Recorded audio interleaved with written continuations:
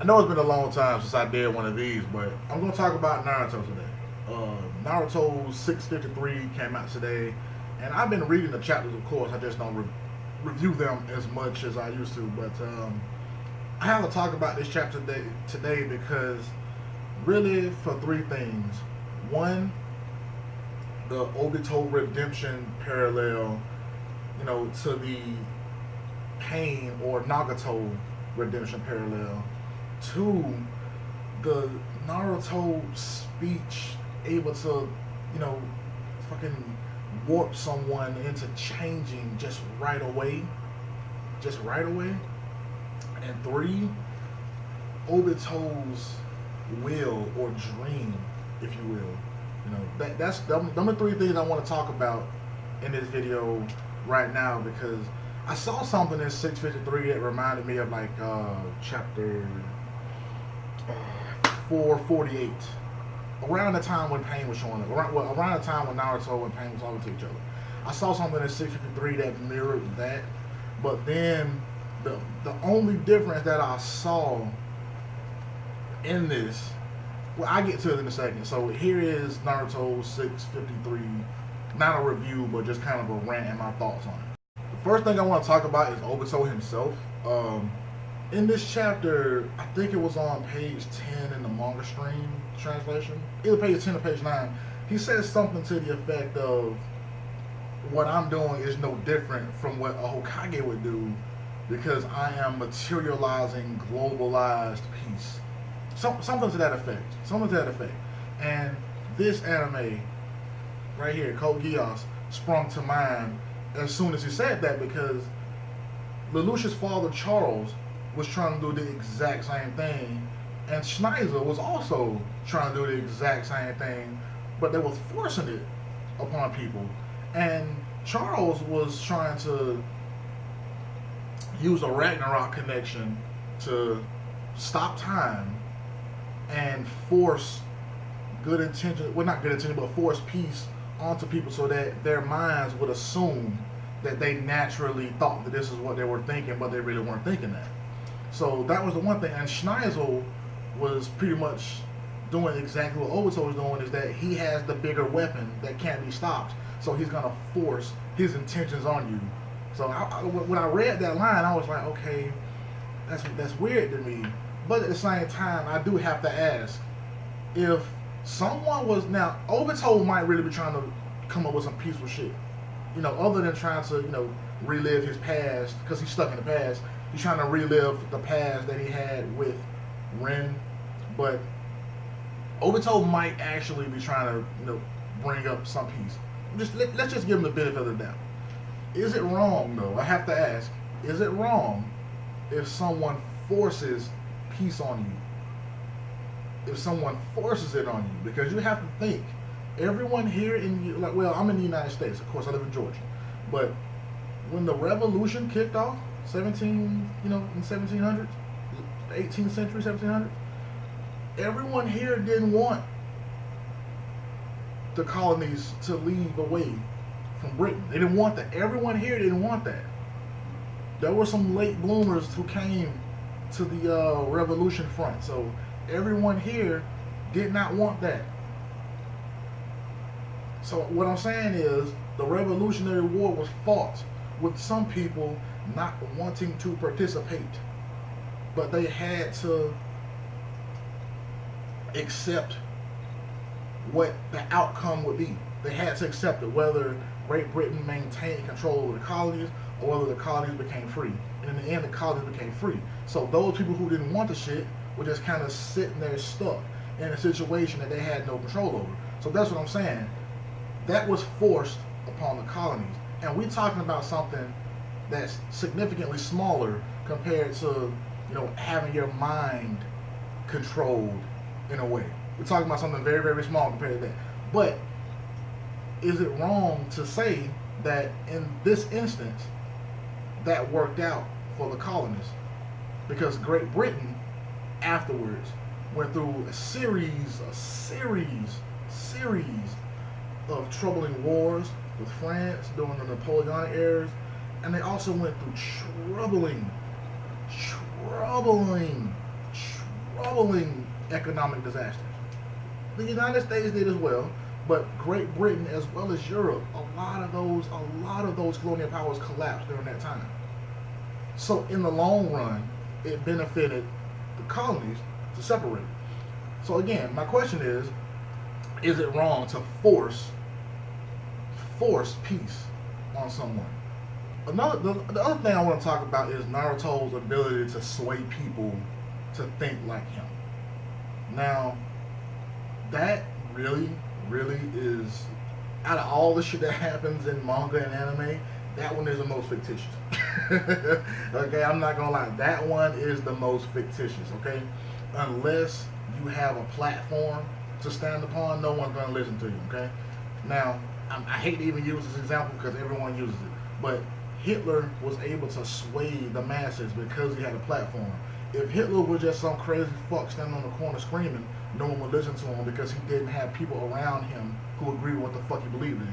But as soon as you have a crowd of people who make the same noise as you, then you're able to sway the masses. You're able to sway minds. Again, going back to the parallel of the Revolutionary War, the Sons of Liberty were able to sway the masses into thinking that, you know, freedom, you know, and a revolution is what was needed during that time.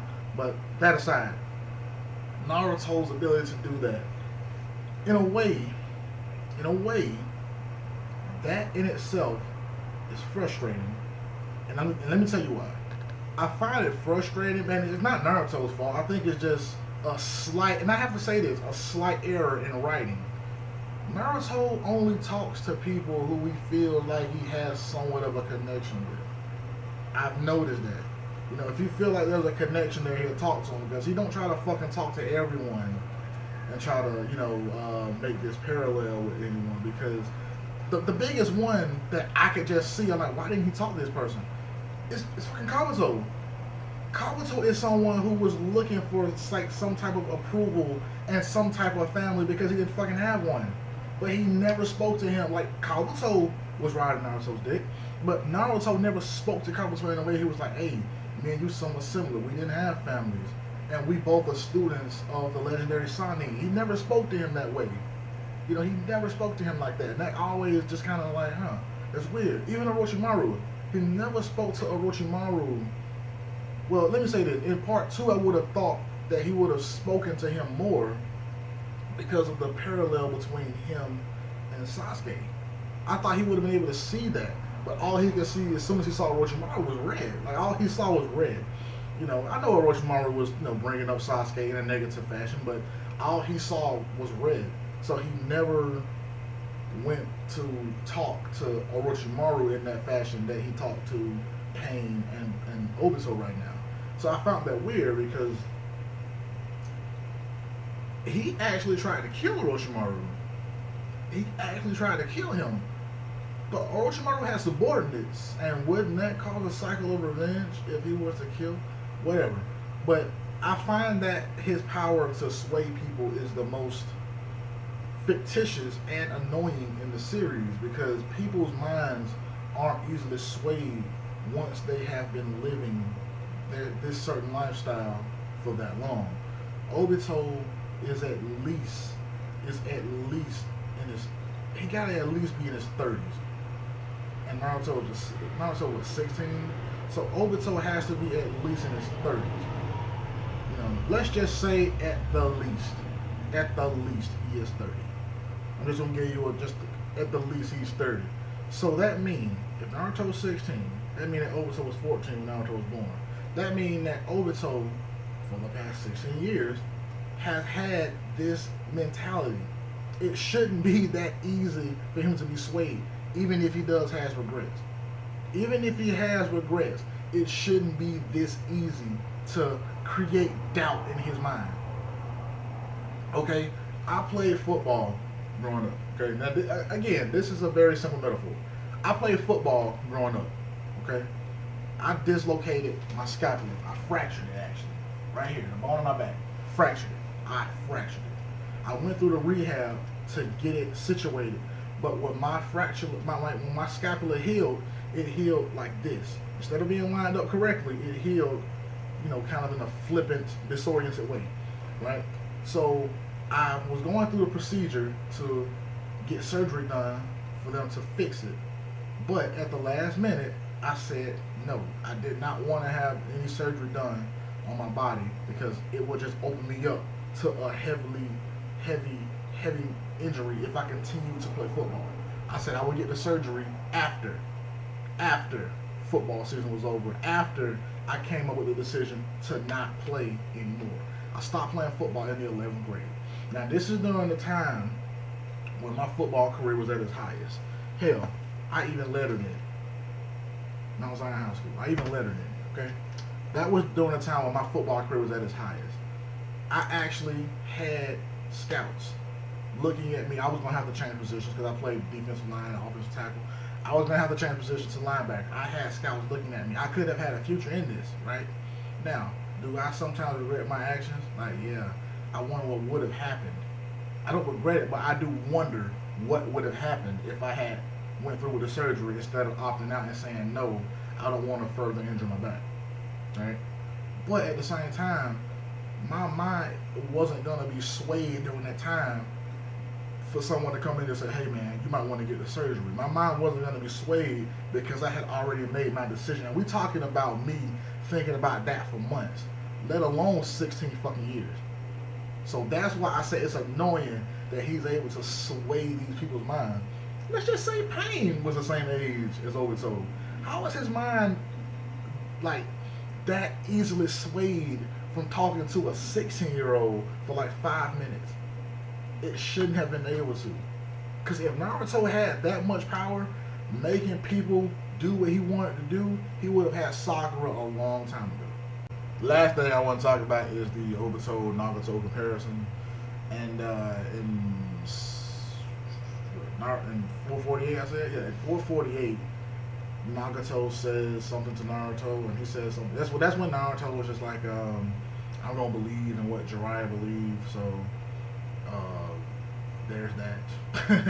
But then Nagato is like, give me a break, man. He's like, ain't no such thing as real peace. Well, he said something like, it's impossible long to live in this cursed world. But in the anime, he said something to the effect of like, so what, I'm supposed to just sit here and wait? I'm supposed to just sit here and put my faith in you and wait for you to find this peace that I know nothing about? How can you say that you won't be swayed by thoughts of revenge and by this and by that? How can you say that you won't become me? And then Naruto holds up the book and he's like, because that's my Nendo, that's my ninja way, and all type of shit. And Obito says the exact same thing in the chapter. He was like, can you still say that with the same conviction, even if they lead to the same destination? You know what I'm saying? Like, he says the exact same thing. He like, can you still say all this shit, even if your path leads to pain and suffering? Can you still say that? And Naruto was like, of course I can. Enduring pain and suffering and what it means to be the Hokage. I'm like, damn, why would they give them two the same dialogue? I mean, I know it's supposed to be that type of parallel. I know that. Alright, I know that. But don't give them the same dialogue because they're not the same person. They are not the same person, man. Honestly, I liked Toby as a character. I did. I liked Toby as a character. And I liked Obito as a young character. You know what I'm saying? But right now, I feel like he couldn't deal with her death. And doing this shit was his way of dealing with it.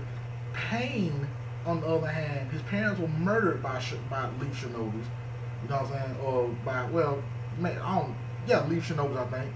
Yeah, I think they were Leaf Shinobis, but his parents were murdered by Leaf Shinobis. Let's just say they were. And he grew up in a land ravaged by rain and poverty. He had to steal to survive. He get a master. He finally feels some sense of like unity and family because he has Yahiko and Conan, and everyone's starting to join their cause. And then Yahiko dies. Yahiko has to kill himself in order to save Conan. And then, it's just like everything was taken from him slowly over his lifetime.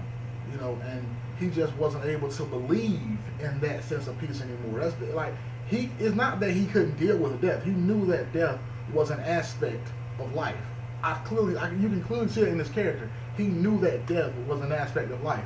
He just couldn't believe in Jiraiya's sense of peace anymore. That's the difference.